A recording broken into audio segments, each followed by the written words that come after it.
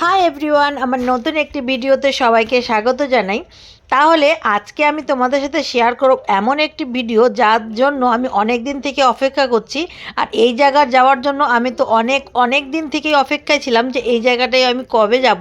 তো ফাইনালি আজকে আমি সেই জায়গাটায় চলে আসছি, আর তারই এই সুন্দর দৃশ্য আজকে আমি তোমাদের সাথে শেয়ার করব। তোমরা হয়তো যারা এই আশেপাশে এই গ্রামের বা শহরের যারা আশেপাশে আছো তারা তো অবশ্যই চিনে যাবে আমি কোথায় এসেছি।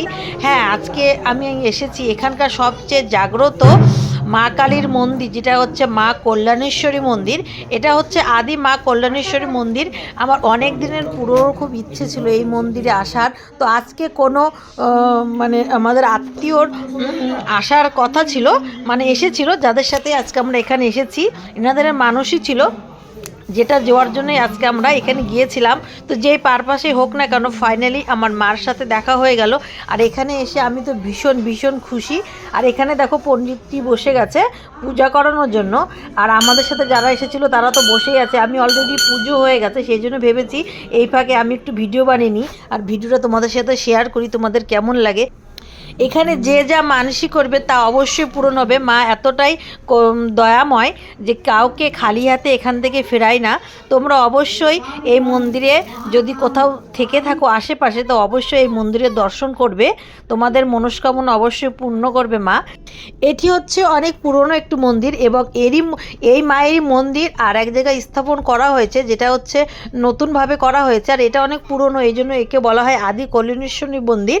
আর আজকে আমরা ওইখানে গিয়েছিলাম যার মানসা ছিল সেটি দেওয়ার জন্য। আর তারপর এখান থেকে আমরা বেরিয়ে গেলাম অন্য জায়গায় যাওয়ার জন্য, রওনা দিলাম। এবার তোমাদেরকে দেখাচ্ছি আমরা কোথায় যাচ্ছি। হ্যাঁ, তোমরা এই শহরের আশেপাশে যারা রয়েছো তারা অবশ্যই তো বুঝতেই পারবে কোথায়। এটা হচ্ছে মাইথন ড্যাম। এখানে একটি পিকনিক স্পট যেটি ভীষণ সুন্দর, আর একটি ড্যামের পাশে কিন্তু খুব ভীষণ ভালো লাগে ওই জায়গাটি পিকনিক করতে। প্রচুর প্রচুর লোক থাকে এখানে পিকনিকের পারপাসে আসে। তোমাদেরকে এই ভিডিওটা ওখানকার আমি পরে তোমরা অবশ্যই দেখতেই পারবে যে আমি কোথাকার ভিডিওটার কথা বলছি আর জায়গাটা কেন এত সুন্দর। আর আমাদের আস্তে আস্তে অনেক দেরি হয়ে গেছে, কেননা বাড়ি থেকে বেরোতে দেরি হয়ে গেছে, তারপরে মন্দিরে আমাদের 3-4 ঘন্টা লেগে গেল। এই জন্য আমাদের পিকনিক স্পটে আস্তে আস্তে বেজে গেছিলো 1 থেকে 1.5টা, তাই জন্য অনেক লেট ছিল। আর এখানে এত পরিমাণ লোক এসে ভরে গেছে যে আমরা পিকনিক জায়গাটাই খুঁজে পাচ্ছিলাম না যে কোথায় বসবো। কিন্তু আমাদের এক গ্রুপ আগে এখানে চলে এসেছিলো, যারা আমাদের কোথায় বসে আমরা পিকনিকটা করব সেই জায়গাটা এর বেছে নিয়েছে। এবার দেখো, এটা একটা মাঠের মধ্যে আমরা পৌঁছে গেছি যেখানে আমরা কার পার্ক করব। তোমাদেরকে এবার দেখাচ্ছি, চলো, যে জায়গাটা এত সুন্দর এত সুন্দর। আমিও ফার্স্ট টাইম এই জায়গাটা এসেছি। এর আগে তো আমি ড্যামের ওপরে ব্রিজের উপরে দাঁড়িয়ে থাকতাম বা চার সাইডের সিনারিগুলো দেখতাম, কিন্তু ফার্স্ট আমি এই জায়গাটায় এসেছি। চলো এর সাইডের ভিডিওগুলো তোমাদেরকে দেখাচ্ছি। দেখো এত সুন্দর যে তোমরা কাছে থেকে না দেখলে বুঝতেই পারবে না কত সুন্দর প্লেস এটি পিকনিকের জন্য। আর দেখো এত পরিমাণ লোক ছিল যে আমরা তো এক সাইডের যেখানে আমরা ছিলাম সেই জায়গাটার ভিডিও শেয়ার করেছি। এর 4 সাইডের লোক শুধু পিকনিকের জন্য ঘোরাঘুরি করছে। কিন্তু ভীষণ সুন্দর লাগলো, ভীষণ। তোমাদের মন খুব ভালো লাগবে এখানে এসে। আর দেখো এখানে ছোট্ট একটি পাহাড় আছে ওঠার জন্য, কিন্তু আমি ভয়ে উঠতে পারিনি। এবার দেখো তারপর আমরা চলে গেলাম বোটিং করতে।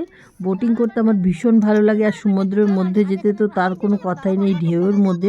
তাহলে আজকের ভিডিওটা তোমাদের কেমন লেগেছে তা অবশ্যই জানাবে। আর আমার চ্যানেলের ভিডিওগুলো তোমাদের যদি প্লিজ ভালো লেগে থাকে তাহলে প্লিজ আমার চ্যানেলটিকে সাবস্ক্রাইব করে আমার পাশে থেকো, যাতে তোমাদের ভালোবাসা দেখে আমি নতুন নতুন ভিডিও চ্যানেলে আপলোড করতে পারি।